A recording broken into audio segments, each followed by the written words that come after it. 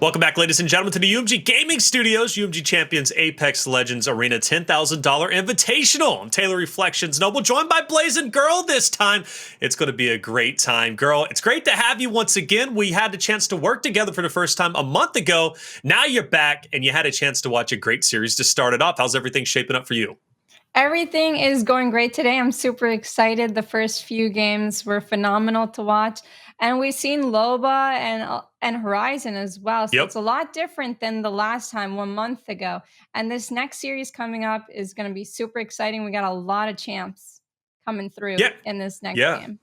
Yeah, it's incredible, isn't it? I mean, we didn't see so much variety last time. Now we're seeing, well, but again, it makes sense given the fact that it is 1 month later. We've had also other tournaments take place other than the UMG one, so teams are getting more acclimated to the arena style and the arena pacing. Blaze, hey, how you doing, brother? It's nice to have you back. You get to cast some Apex Arena. We're working on a different game for the first time. Exactly right, which is very, very rare because usually me and you are duos, right? But today, That's girl gets to have me, and you have to accept that, Taylor, okay? Hey, it is what it is. Sit back on the sidelines and enjoy. But you know what? I'm excited for this event. This is my very first Apex Arenas event in which I get to cast. And you know, when it comes down to me, I love these round-based game modes. I love team. I just love two squads being able to fight each other in peace and just being able to see that team fight develop and blossom in the essence of that without having to worry about third parties and charge rifles from across the map. You really get to see who is the better squad here. Fight in peace on something you don't expect to hear, especially with how violent some of these maps can go with their headbutting. But I do get it without the third parties. You get the magnifying glass. Girl was the one to coin that last time, right? We get to focus in on the team. So she was kind of the one that brought that to the forefront. Let's check out our bracket because everything is, or I guess I should say our groups and the brackets in each individual group. And take a look at this one, man. Both 3-0s across the board, girl. We got G2 3-0 against Elevate. Kungarna 3-0 against Lazarus. Was really excited to see Lazarus. Been a part or been a fan of that organization for quite some time. They're OGs when it comes to esports, but hey, we got G2 Kungarna. This is a powerhouse matchup. Sure is. G2 Esports, we have one of our championships winners from EMEA region in that group, and they also won our last Arenas tournament, and then we have the champs from NA and Kungarna, so it's really gonna come down close to the wire. It's going to be intense. The mechanical skill on both of the teams are superb. Absolutely. And the mechanical skills are really going to come to the forefront. These are my two favorite teams, potentially even make it in the grand finals or in a playoff bracket. Whoever wins that matchup will, in fact, qualify for tomorrow's playoff. Loser bracket, though, it's win or go home, quite honestly, guys. Loser bracket, Elevate Lazarus. Whoever wins that is going to move forward to the second qualification match, which will obviously be against the loser of the G2 Kungarna. We'll see who moves forward from there. Let's take a look, though, at Group B. We just saw a phenomenal matchup blaze between Ghost and Noble. Ended in the way of 3-1. Really, the only 3-1 we get. All the other matches were a 3-0. Yeah, they were. And Noble, they started to fight back there at the end. You know, something that we were happy to see. But on the flip end, Ghost Gaming, you know, I love what they kind of did with their team comp, how they mix it up every single map. You know, they consistently ran that Octane and that Pathfinder for the mobility, for the zip line and jump pad, which is really crucial here in arenas when it comes down to acquiring power positions, right? But that third guy, that rotation, you know, bringing in the Horizon, bringing in the Loba, bringing in the Gibby, just cycling out that champion based on what you need for that map. And I wouldn't be surprised if we see the Bangalore from them as well, too, at a certain point. Yeah, Bang, we saw a little bit, you know, in the last tournament. We really did. It was pretty rare, just like Wraith, right? We didn't see Wraith too much, but I think we're going to see Wraith a lot more. Girl, I got to ask you, though, as we head into G2 and Kungarna, you were kind of leading the meta, I think. You know, you were kind of asking me, even in the pre-show last time, you probably don't remember it. I do, but you were saying, you know, why no Loba? Why aren't we seeing Loba? Loba should be great here. But Loba has come into the meta, and like I said, you were ahead of the meta. Why did you foresee Loba maybe being used eventually in arenas? Well, her ability to grab the heals gives each team a really good start in the beginning. So that'll give you an advantage and give you that momentum. She also has an ability to give her a little teleport and get to height or move forward or get out of a sticky situation. So she has a lot of great abilities. I love that they buffed her. She's used in Battle Royale as well. I could definitely see her working out. It's kind of like a Loba versus Gibraltar in my mind right now on who to pick. You gotta you got to go for either the heals, or if you're a really aggressive team, go with the bubble push. Bubble push is definitely big, especially on certain maps. Obviously, coming in, I think on Thermal Station last time on that's where the bubbles really start to come into play. We saw phenomenal fights between Ghost and their partner, or excuse me, their opponent just a little bit ago of Noble. Aggression was the big thing in that last series, Blaze. In this series, I expect aggression to be just as heightened, if you will, because both teams are not going to back down. You know, Ghost was able to dictate the pace against Noble. They obviously answered back in the series. This time around, though, if there is any team to dictate the pace off the rip, who's it going to be? G2, Kungarna? You know, if I got to go between these two, I'm thinking G2, man. G2 has always been an aggressive team, in your face, you know, a controller squad at that. And so they love that close quarter combat, right? And especially with them running that Gibby bubble more times than not, once they feel comfortable that they've put out enough damage in that round and they find their opportunity, they use that Gibby bubble so well to block off present sight lines, to close that distance, and then play that bubble battle in and out, something that they do all too well. And so I'll be looking for them to be the more aggressive squad in this situation. And, you know, I'm pretty sure we'll see the Pathfinder and Octane and using those ults to get to certain key positions early on in these maps. And once we see the maps, we'll see maybe get a little inkling of what type of team comp we're going to get. All right, girl. Well, let's talk a little bit about the maps, right? And those team comps that he was talking about. Thermal Station, I assume we're going to see Gibby. Wraith, though, has become pretty popular on that map itself. But we got Thermal, Artillery, Party Crasher, Overflow, and Phase Runner. What do you think the series is going to look like between these two great teams?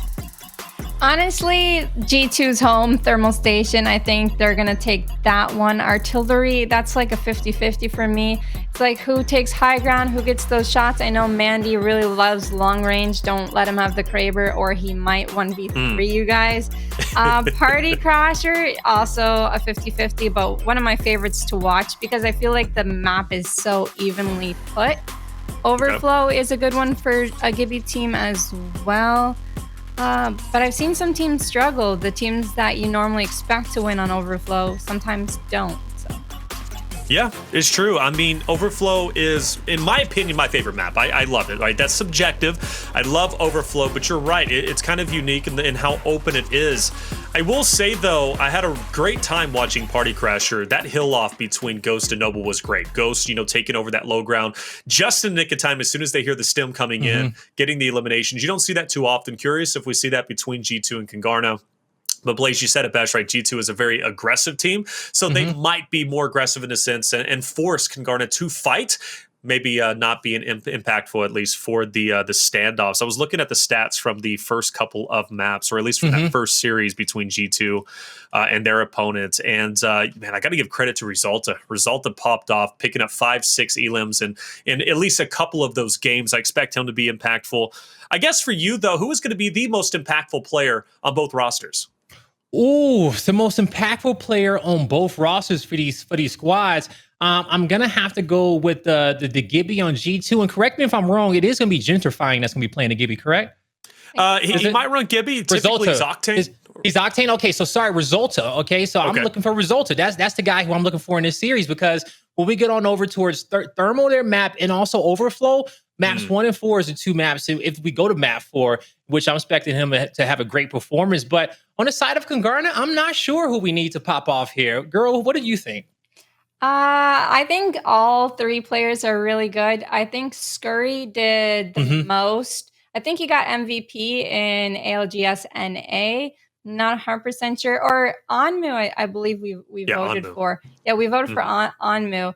But I think scuwry had maybe the most kills in that series. So scuwry, Onmuu, Vayne, they're all very well. But I think maybe scuwry had the best statistics in BR. So we'll see. Yeah, so scuwry's not bad. Even though he only got 1 elimination, at least in all the respective maps that they played, 1 each map, right? Not just 1 elimination collectively. The damage he was outputting was insane. He was getting the damage for his teammates to get those eliminations. Ultimately, that was Onmuu. Onmuu in map 1, at least in their first series when they had to play against Lazarus, he picked up 7 elims, so he's popping off clearly. So Onmuu is the guy that I'm personally watching out for when it comes to Kungarna. Let's talk about our predictions, though. And this is a fun one for me because, girl, last time we did this, I mean, you were off the chain, all right? You were picking some teams we weren't expecting to like pick. 100% win rate outside the finals. she was fantastic. Now she's got the new camera, the new background. It's looking even better. So I think she's going to see the future even better, right? She's got the crystal ball. So, girl, let's start off with you. Who's taking this series?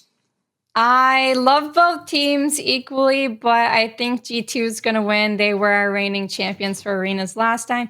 They do have a new player, although it's going to be close. It's going to be close, but I'm going to go with G2. Okay, fair enough. G2, and I think that's a fair pick, right? The reigning champs. It's hard to go against the reigning champs, Blaze. But are you going to go against the reigning champs? What are you thinking? Ooh, man. And Taylor, you know me, man. Sometimes I'm the vibe master. I make some wild picks. Master. Sometimes I go with my gut. And when I first saw this matchup, I said, you know what? Let's go NA. Let's go Kungarna. Let's pick them to come out on top. But I said, no, sir.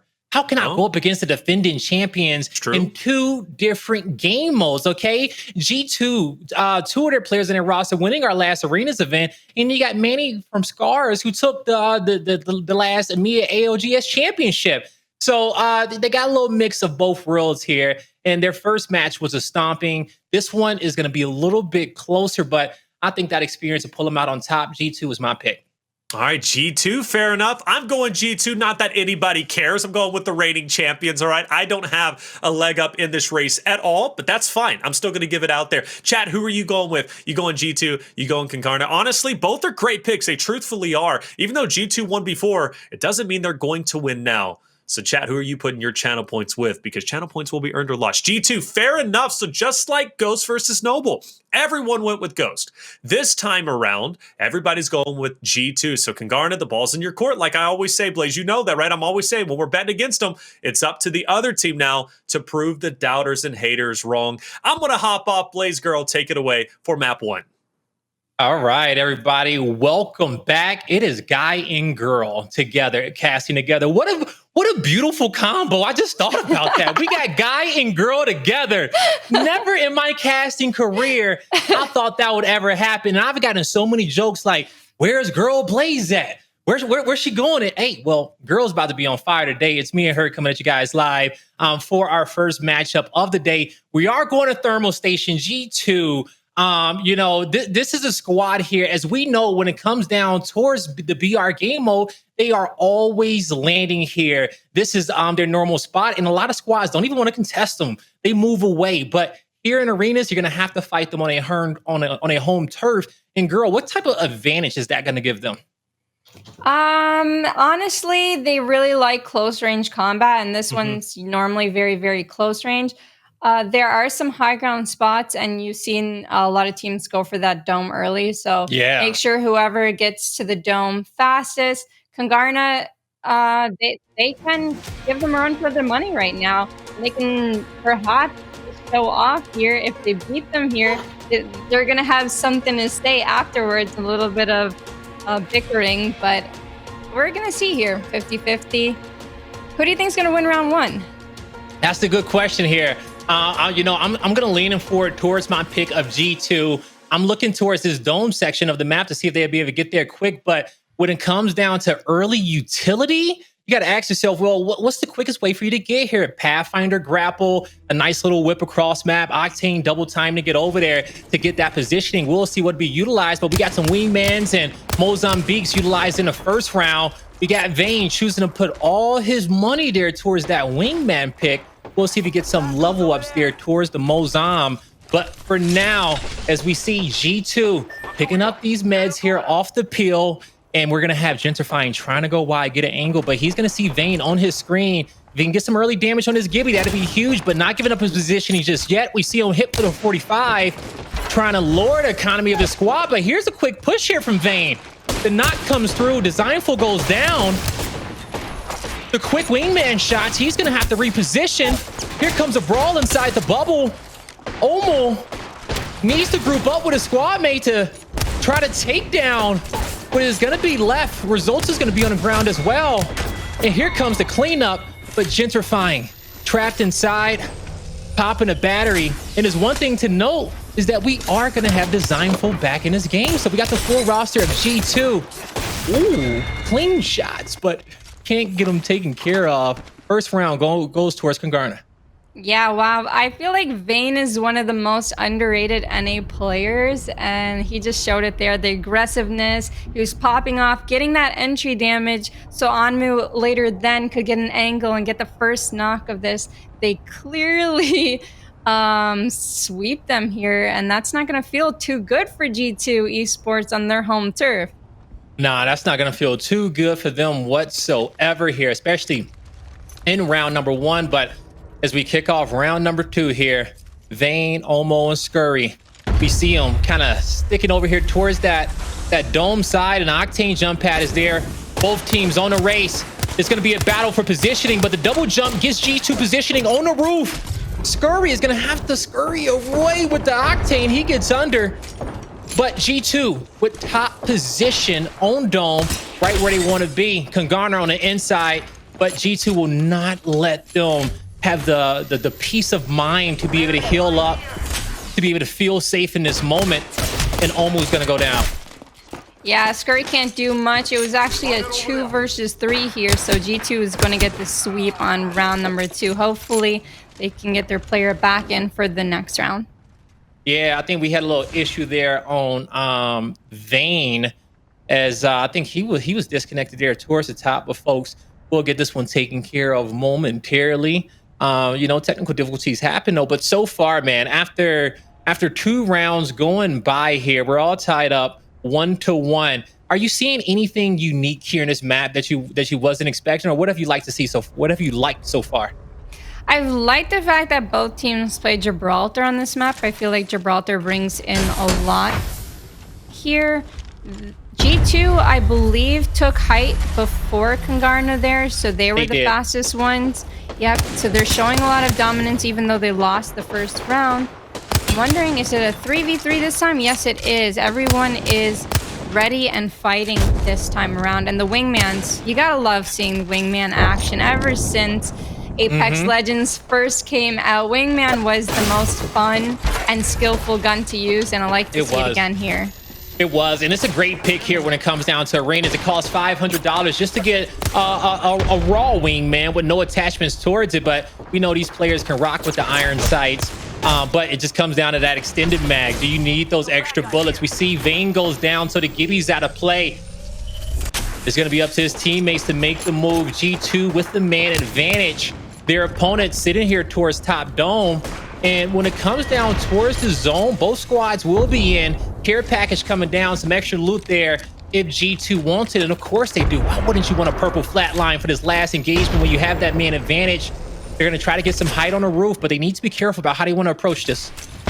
Yeah, you see both teams playing it really safe when they have the advantage. So G2 just healed up fully. They know it's a 3v2 situation. So as long as they all go in together, Gentrifyinq taking the shots, letting his teammates get the flank, and that is another clean swipe. So they lost round 1, but hey, they're getting their momentum back. They're able to pull it off. Vayne, I believe, was a little bit out of position. He may have not gotten the cover fire that he wanted there. He was the first one to go down. And normally you see a Pathfinder out in the open type idea and to grapple back. But Vayne, he already used his dome early. He already got caught out. He wasn't able to get out, and his teammates weren't able to do anything there. So they're definitely going to have to be wary of their positioning in this next round. They do, because they may have to deal with 2 Gentrifyinqs, as this Octane is so fast. He has created a Mirage version of himself, which Mirage may not be too happy about, all right? But as we head into this round, he will get positioning over here towards this high platform. But in this moment, Gentrifyinq is going to have to slow it down. We'll see if they want to be able to get this peel here in the middle for the meds, but they're going to be really careful. They may have already missed their opening window to get the meds out of that peel. They're going to have to wait for some chaos to ensue. scuwry, he sees the opposite Octane, wanted to trade some shots with him. And at this portion of the round, especially as we get later in this map, you're going to start to see these teams early on play for that damage, okay? Try to drain their opponent's economy, force them to use those bats and those few sales in which they have. We will see G2 move up and get all the meds that they need out of that peel, I believe. And so from there, we'll see how they want to make their next move with the care package coming down. So they're playing distance right now. This round is going to go a lot slower than the other rounds because there's not much room to push. We're going to see the zone rotate, and Kungarna is actually going to be the team that's going to have to move. G2 still has their high platform to play, but they might want to go a little bit more center zone towards the west side. Not quite sure who's going to take that first. Dezignful's already there. So Kungarna is really going to have to push through their walls, their defense. G2 has the advantage here when it comes to map. Okay, and now they're going to be able to get themselves some better weapons off the care package too. So that's definitely going to help them in this fight. Wingman, some EVA 8s, a purple 301. I think the whole squad got some wingmans to clap with if they need to. And there's the extra mans they were able to steal, just passing along all the economy in which they have. But this next team fight is about to break out soon because I feel like Kungarna's get a little bit impatient and they don't like G2 grabbing all this map control and getting positioning on them. They want to be the initiators here because at arenas, folks, damage is currency. If you get off that first initial damage, your team has such a good chance. The crack comes through. Gibby gets saved in a bubble, but multiple downs here on Kungarna. One player remaining. He can't get it done. G2 wins map number 1, 3-1. Yeah, it was a really nice try by Onmuu. I think taking a jump pad there against pro players, you're never going to survive from it. They're always going to hit their shots, and it was a really great distraction. They almost got Gentrifyinq there, but unfortunately they weren't able to get the trade-off, and they ended up losing on map number 1. It was a good start, but unfortunately for KNG, G2 ended up winning that one. Yeah, G2 did, and they did it in a dominant fashion because we look back. I think round number 1 they end up losing from there, but from that point on, they made sure that they got height positioning over dome. They made sure that they prioritized their meds there towards the middle. They were slow when it came down towards their engagements, and they chose the right time to get into those fights, not being too overzealous, and just fantastic initiation from them. G2 knows when to initiate a fight on their terms, and because they set the pace, they came out with a 3-1 victory, I feel like. Yeah, it was a rough start there. Their shots were hitting indeed, but they ended up getting the best positions throughout the rest of the games. And their shots, oh my goodness, the tracking there was incredible. They got the first knock. It wasn't their game to lose. They had the best map advantage. They put them in a bad spot, and now we're going to have to move on to artillery, which G2 obviously are familiarized with it. KNG's familiarized with it, but it's going to be more of a slow map. Whoever gets height first, we've seen G2 get height first on thermal station. Will they get height first or a better position in artillery? We're going to soon find out. Yeah, we are going to soon find out. And I think the biggest question that I personally have for this map is, are we going to see the Gibbies on artillery? All right, because when it comes down to it, I think the biggest point of interest are going to be that initial building in which you spawn next to. You got 2 buildings on the map parallel to each other, but right above them, you're going to have that upper walkway, which teams love to play at. And we may see different weapon choices, more scouts, more longbows to play for that initial damage off the start. But even from there, you got to ask yourself, will Gibby work properly in that team comp? We saw Ghost Gaming earlier today bring out the Horizon for that quick verticality in case things get crazy for them to be able to get back to those height positions. How do you feel about it, girl? You think we will see Gibby or a character change? I think we're definitely going to see one of the teams play Gibraltar, but I did really enjoy watching Horizon play to get that verticality like you were talking about earlier. Unfortunately, Horizon on the lower end of the map isn't going to do too much good, so it's only going to work out well for them if it pulls towards the upper ground, and we've seen it pull towards the lower ground quite often earlier today. So it's give and take. We'll see if Horizon's played, but I think Gibraltar still will be favored by at least one of the 2 teams. Yeah, and I like how you make the point of Horizon. If we do move on over towards those silos over there, the lower side of artillery, will that squad be able to benefit from that point on? I will say that if you're in a late game and you can save your black hole, if you can get your ult with Horizon, maybe that'll give you a lot of utility that you need to make that area of the map more advantageous for you. And the beauty about that is that all your utility in which you buy is going to carry on over towards the next round. So, and I do believe ults carry on over as well. So if you don't use it, if you don't need it that round, you can carry it on over. So that way you don't have to waste that money in your economy just in case. But hey, we'll see how it plays out. I agree with Grill. I think at least one of these two teams will play the Gibby, and I'm excited to see how they are going to be playing around this terrain of the map. But when it comes down to long range weapons, if we do see any, Girl, what do you think it's going to be? Is it going to be player preference? But what would you feel like it'd be the best long range weapon in the game right now to use? Well, we've seen a lot of scouts, as you mentioned earlier, but I feel like longbow is such a great gun to use. If you get a headshot 110 on, and teams aren't moving too much, you kind of know where they're going to be. But once it comes down to the zone closing in, the longbow is not going to be as effective as a wingman close range. So wingman, longbow, scout. Scout seems favored by the pro players from what I've seen. And when it comes down to close range combat, hey, man, that scout claps, okay? You got somebody in front of you, that blind fire will connect, and it may connect just a little bit better than a longbow. The longbow, you'll have to, shoot it like a shorty. You got to be in somebody's chest with that one, really kind of get the damage that you need off of that. So we'll see if we get any long-range weapons out of play. But earlier today, when we were watching the strategy amongst these teams, and, maybe it was because we were playing Overflow and how close quarters that map can be, but we saw a lot of money be put into upgrading those Mozambiques. Now, I don't know if we'll see it on this map based off the sight lines. We may see some quick wingmans being brought early on for the damage. But, how do you feel about, loading up all your money into those Mozambiques early on? You think it does enough damage for it to be viable?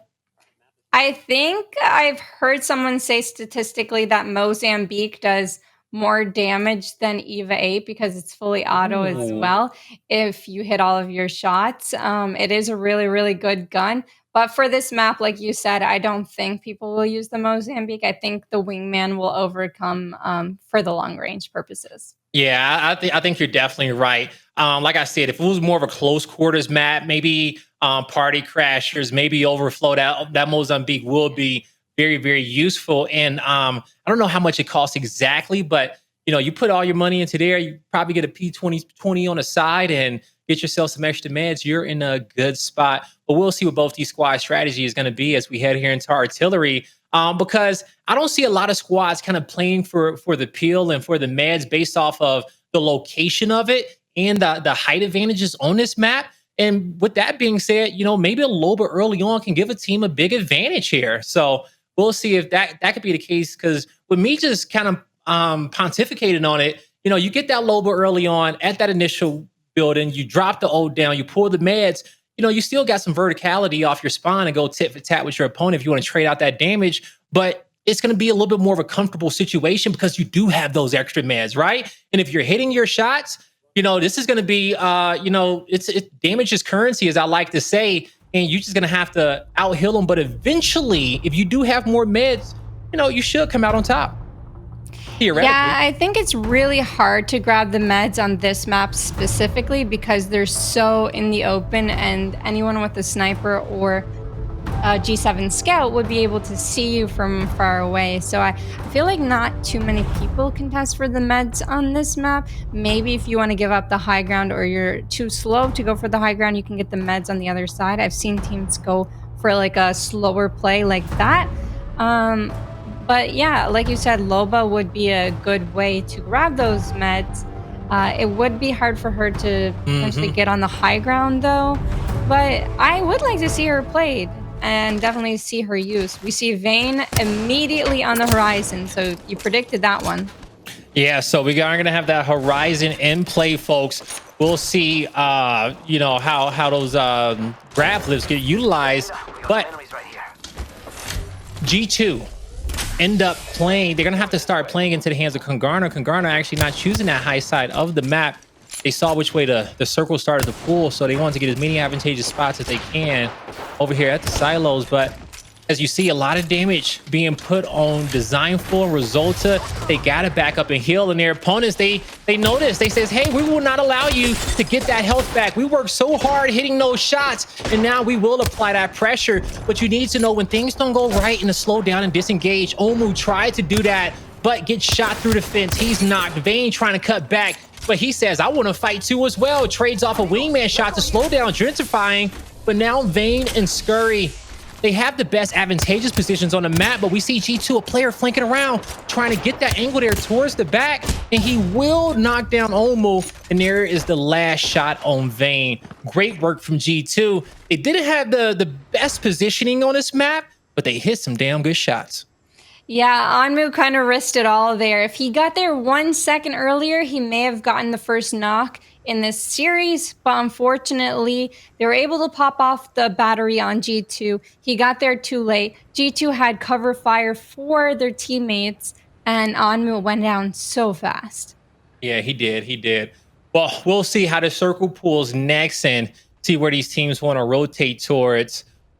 Is looking like we can see from the mini map, you got to have that peel there towards the center, but we will be fighting at that upper platform. Octane with the jump pad off the start to get on over towards the top of the building to take the zip line. But who makes it over first? It will be G2. But what can they do with that extra second of positioning? Not much, because scuwry, 2 beautiful wingman shots, slows down his opponent. That nade pushed him out into the open, but no one in there to put out damage. scuwry hits another wingman shot. He knew that Resultuh was going to be out of the fight after that initial damage. So now he's just trying to command as many sight lines as he can in the moment. His teammates behind him, we'll see who's going to choose to move in, because it looks like Dezignful is out of position, girl, and Kungarna, they want this kill. They do indeed, and they got the most damage in the beginning, so they're feeling a little bit more comfortable. Dezignful has 3 grapples that he can use to get up there as fast as he can. Trying to land a grenade, he sees Onmuu, he hits him for 45. Maybe it's time to push up top in a 3v2 situation. Dezignful's looking for angles, trying to shoot them in the back. Onmuu's a little bit low, but not too low. scuwry is actually going down to 50 HP here, so he's gonna pop a battery. They're still not getting pushed. G2 is playing this so patiently. Yeah, patiently indeed. And I said Dezignful may have been out of position, but he got, like you said, he got the grapples. He can be wherever he wants in this fight. And you see the power of Pathfinder in this comp. But the care package not open just yet. The Gibby bubble won't be utilized for this next team fight on the side of G2. Now, Kungarna, how do they want to move in? We'll see what this next circle is going to be looking like and where it pulls. But this care package may not get acquired from anyone. If it gets acquired by anybody, it's going to be the aggressors, whoever wants to make that first push in this late game team fight. Dezignful just trying to get off as much damage as he can. I think this is going to be the biggest nade of the round toss. scuwry is going to have to move out into the open if it banks off that back wall. And I love the different usages of utility grenades, and I feel like we're getting more usage of the regular frags and arc stars in this game mode. Yeah, but unfortunately, none of them made an opening for either of the teams, so they're all almost out of grenades here, and the zone's closing in. G2 is kind of pinched in this corner here, and they're getting shot so much. Dezignful going down to 50 HP. Oh, and there it comes. Vayne with the knock. 2 knocks. Takes down Gentrifyinq and Dezignful. This is going to be a mop. Onmuu, 1 HP. Can they finish him off? Resultuh doing his best. My goodness, those shots were incredible. He takes down 2 before he goes down. Amazing.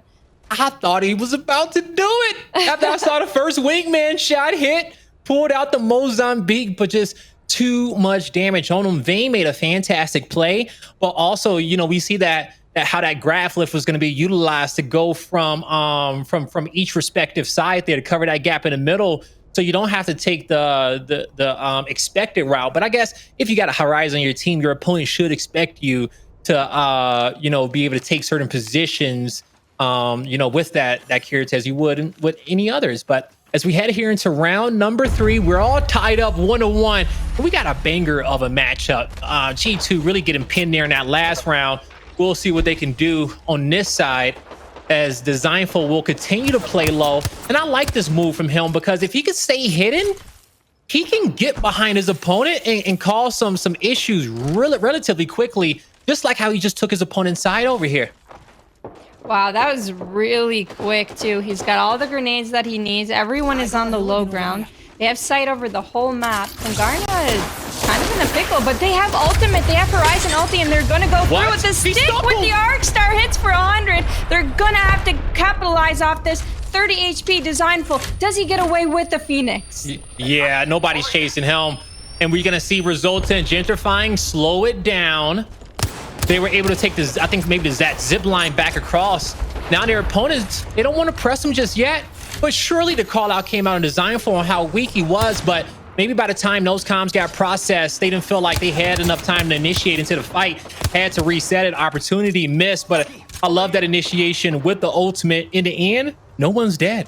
No one is dead, and Dezignful just got away with the 1 HP another time. How many lives does this man have in this round?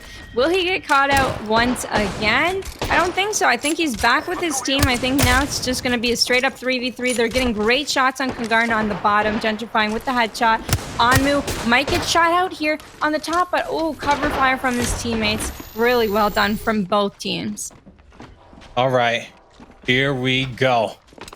Both these squads in an intense moment. The shots coming down from Dezignful. We see how the play is designed. The height advantage is there. The knock comes through. They have the man advantage, but scuwry, Vayne, you have to bunker up, put yourself in a corner just like this to get some good damage in. 2v2, the quick turnaround, wingman shot miss, 1v1 situation. Dezignful, Vayne, Dezignful with the 2 shots to the chest. He locks in the round. That was a really good attempt by Kungarna there with the devotion play. The devotion absolutely melts at close range, and they almost done it.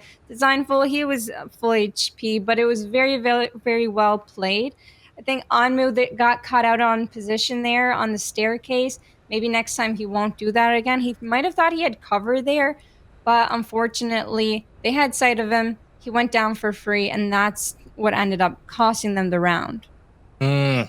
All right, now I'm about to head into round number 4. G2 with the 2-1 lead. scuwry positioning off the start. Both teams seem like they're going to have the same initial. Oh, scuwry took a lot of damage early on. That nade is a great nade, actually. Doesn't go deep enough to really push those players back off the zip line. It did push Gentrifyinq out into the open, which is a great design if you got some long range fire coming off from the other building behind you. But in the end, both these squads are going to trade shots here for a while until they can get one of their opponent's shield cracked and feel a little bit more comfortable moving in for that kill. Vayne trying to go for those nice angles on the side, but unfortunately scuwry going down again in health. He's going to be able to pop a battery because it's just so hard to push off the zip line. You really need to get an entry before you take that zip line, or have a Gibraltar bubble to push across there. Dezignful, he's on the low ground. He can actually potentially get this crate if he heals up. He has 4 batteries. He has enough ments to pull this one off. But Onmuu is staring right down. Oh my goodness, what a nade. Yeah, you know what? For a second, I actually thought that nade got a knock from the explosion. It was well timed after the crack came through on his shield by G2. But a little bit too excited there, as this fight will reset for a little bit. Lots of pre-fires here on the edge. Not too many angles in which Kungarna can fire back with. G2 knows that, so they're just being disciplined. But Kungarna says, we come up with our own angles. We will find our own positioning. As Vayne, with just about under 100 health to his name, puts Dezignful in the same situation, forcing him to disengage. But does he go for Dezignful? Play for the kills up top. The shots are there on Gentrifyinq, but with Vayne going down in a forward position, in a position in which he goes down, G2 is in a great position to go up 2-0 in this moment. I believe Vayne was actually out of meds there, so he was trying to do his best, and I can't believe he fought to the last moment. He was able to get the headshot earlier, but G2, they're hitting all of their shots. KNG doesn't seem like they could do anything after all of these shots have been hit. Dezignful with the wingman shots across the map. He's gonna jump down, look for one. Resultuh goes down, though. It's all up to scuwry in this 1v2. And the shots hit, but will they hit for enough? He takes one down and gets punched out by G2, taking map number 2. Man, close fight right there. We've seen a lot of those close quarter engagements. Almost, actually, this map in general, we almost seen a few players clutch up some 1v3s, but not this time around. G2 is the more consistent squad. And as you were saying there, man, with Vayne not having the meds in which he needed to heal, he kind of just full sended, and I don't blame him for that play because he's in one of those positions there as the round's going on for too long. If he sits back and continues to poke and go tit for tat with G2, and you don't got those meds, you're just whatever health you got in that moment for that last fight is about to go out the window. So put yourself in the best position to make the best play for your team there. But in that moment, the whole squad got to be on the same page, ready to full send. And it seems like they were a little bit indecisive on that player down low on Dezignful or the two up top. In the end, it is a G2 win, folks. That's going to do it for me and Girl for now. But when we come back, we got map number 3 on Party Crasher. Welcome back, everybody, to the UMG Gaming Studios for the UMG Champions Apex Legends Arena $10,000 Invitational. Taylor Reflections Noble, joined by Girl and Blaze. I was going to say Guy and Blaze, or Guy and Blaze, Guy and Girl. It does work. I love the combination. You guys killed it, by the way. Great cast overall, and even better performance, though, we have to agree, by the players on G2. Blaze, a big point that I'm going to bring up, though. I was looking at the stats consistently across the board. Kungarna was getting a ton of DPS. A ton of damage. scuwry leading the charge in both games at 1,333 map 1 damage, 2131 damage in map 2. Even though the boys on G2 are getting less damage across the board, not by much, but less in general, they're getting the kills and they're getting the damage when it matters most, getting the downs and ultimately getting the finishes. You know, I only got one word for that, and that's decisiveness, okay? You know, it's understanding, you know, how G2 is having better initiations in team fights, okay? What Kungarna has for them, they got a Slayer, they got a player who's hitting shots and scuwry, putting out that damage. But if Vayne and Onmuu don't do anything with that, with the Horizon and Pathfinder, right? Then what the hell? If they cannot play off of Onmuu, putting themselves in those forward positionings to be able to, you know, give them those advantages, then what's the point, right? What's the point of having such a savage on your squad? But on the flip end, G2, they are so precise and so coordinated. As soon as they see the play, they commit. And Girl, just to piggyback off of that, because I think that's a great point, you know, when we're talking about the damage done as a whole. Vayne is the only one, at least in map 2, who was capitalizing off that DPS from scuwry and co. What does Kungarna need to do in order to capitalize more so on that DPS? Because we're moving into Party Crasher. We saw that earlier between Ghost and Noble. There was a lot of standstills, a lot of damage being done. So I leave you guys to it, and Girl, for you to complete that thought. What can Kungarna do to capitalize more so off that DPS that they haven't done in the first 2 maps? Honestly, I'm trying to think about it, and what I'm coming up with is the Gibraltar. I feel like they could be more aggressive if they had the right characters. I know Horizon gets you the high ground, but it doesn't give you that safe push that you could have with the Gibraltar. You could dome forward. Onmuu would have been in cover if they had a Gibraltar to cover him. I think maybe it was the difference between characters and also the fact that G2 won map 1. So Kungarna has a lot of pressure on their backs right now. Yeah, a lot of pressure indeed, and Kungarna has to be the party crashers of this series if they do not want G2 to have a 3-0 celebration in qualifying for our champ bracket tomorrow. As we're going to see in this map, both squads on each respective ends of the ship, trading off that damage. The pills will be to the left, as well as the crafting materials for that extra money towards the next round. No one making a move towards that side of the map currently. Both units just trying to put out that damage, and we talked about leveling up the Mozambique versus the wingman play in map in round 1, and we're seeing a lot of wingman action here, and rightfully so. A down. Oh my goodness, Fury went down so fast, and Onmoo's down to 50 HP. G2, I don't know if you noticed right now, but they're playing Mirage on Party Crasher. How do you feel about that? I'm happy. Okay, I'm actually really happy with that, because when I first started playing arenas, my first 2 characters I used was Mirage and Loba, because, you know, Loba, I was like, bro, this ult gets me mad. So I said, yeah, I'm using this with ease. But Mirage in 1v1 fights, I'm a nerd when it comes down towards his clone. If you put it behind you, put it in front, your opponent never usually always expects the Mirage in front on the front half. But if you're nerdy with it, you can juke some people out, get some initial damage in, cause absolute chaos. But we'll see. G2 looking to put on a show with Mirage. We'll see what they can do.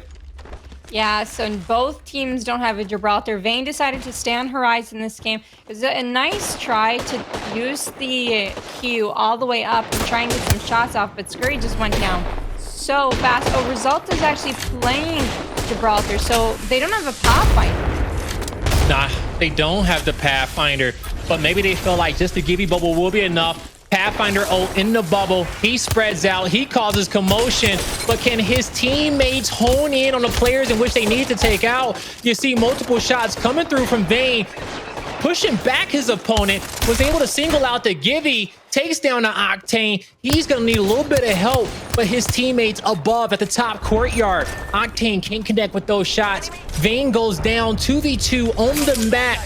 And here's the Octane bubble. Actually, just a 2v1.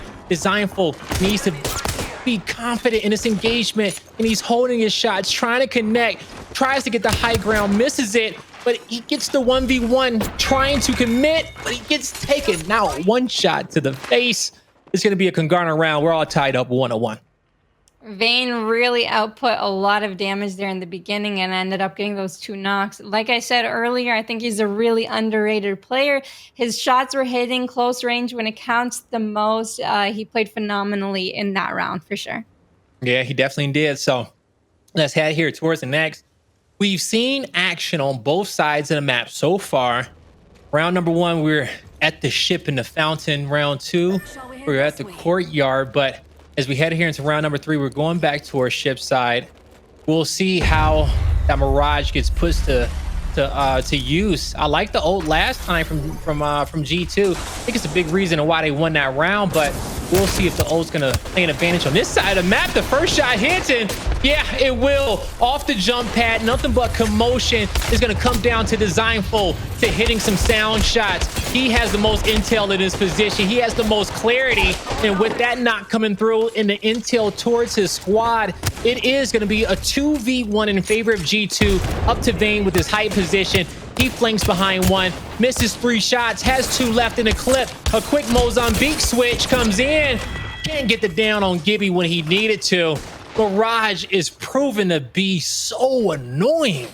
The headshot midair to start it all off, that was the coolest thing ever. That was dope. And Mirage is working out. Vayne definitely could have clutched that, I think, if his teammates might have pinged out the Mirage that was 50 HP earlier. If Vayne was just able to get that into a 1v1 situation, it would have worked out so well. But the fight took way too long. And then they were able to pinch him in the end. So unfortunately, they just need to get that down a little bit quicker. They have what it takes. They just need to get, there's no room for error against G2. That's what I'm trying to say. Yeah, no, it's no room for error whatsoever here in this matchup we head here into the next round. G2 at series point, looking to take it now. So far, came in with such a unique strategy with the Mirage. We love to see it. Party crasher right off the jump pad the previous round. We'll see how it gets used again.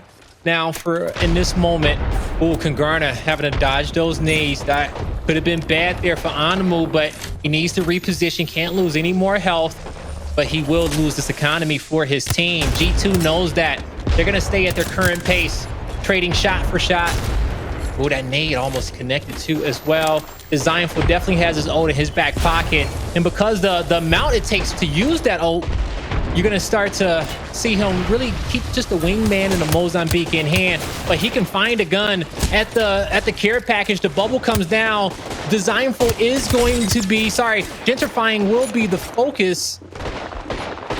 And Dezignful getting in help, trying to take down Vayne. Beautiful shots, gets the knock, has the height advantage.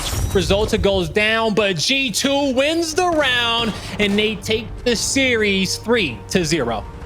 Oh my goodness, that one ended way too fast. I was having so much fun casting that and watching that. Like, we banned Seer, we banned Bloodhound, so no one has wall hacks. But the use of Mirage, that's going to mess with everyone's audio, and it ended up working out for G2. They were able to hit their shots. Their nades were on point, and that was a clean sweep. Yeah, and you know what? I'll say that is one way to get a third party in arenas, all right? First and foremost, girl, you asked Blaze, like, what do you think about Mirage? And you said it with a chuckle, and I know why you did, because last tournament, when Mirage was used, it was more so used in a disrespectful way, like, you know what, I really don't care about this series, all right? We're already winning. I'm going to use Mirage. We're going to beat you regardless what we use, okay? Because there's inherent value in having Pathfinder. There's inherent value in having Gibby instead of Mirage. Like, honestly, there's inherent value in having anything other than Mirage. But the way Dezignful, and my laugh quickly turned into just astonishment with the way Dezignful in round 3 pops the ult from Mirage to discombobulate Kungarna. It was a brilliant play and something you just don't expect to see in any given day, in any given series, in my honest opinion. Again, there are many other legends that provide more value to your team than that of Mirage, because Mirage is a selfish legend. We know this, right, girl? But overall, Mirage's usage was just fantastic by Dezignful. I love it. I'm a fan now. Yeah, it definitely got buffed, and it's definitely being used in BR and arenas, as we can see today. And there's a lot of use to it. The amount of clones that he can generate, and also off-putting all of the audio. They don't know where to look, and that's really bad for them. They don't have a Gibraltar, they don't have a defense mechanism, and they don't know where to shoot. It's actually really, really good by G2. Yeah, I mean, really good indeed. G2 seems to be, again, Blaze, in a league of their own. Much like in the last tournament, I was talking about it during the pre-show, or during at least that break we had, transitioning from map 2 into map 3. And I was kind of mentioning from the last tournament, even when G2 and Ghost met up against each other in grand finals from the last Apex Legends Arena Invitational, G2 beat Ghost pretty handily, So the reality is G2, again, is looking unstoppable. Kungarna is a team that, as of recently, has been popping off in arena tournaments. But now, Blaze, it seems G2 is still better than anyone else. Is there any key points why G2 to you stands out? Well, GQ is constantly evolving the meta, right? Understanding, which champions aren't working on which map, and they're adjusting, So as the staple has been, the Octane, the Pathfinder, the Gibby, it works. It's consistent. And for this G2 team, they know how to make good use of it. But as we go to Party Crashers, they say, you know what?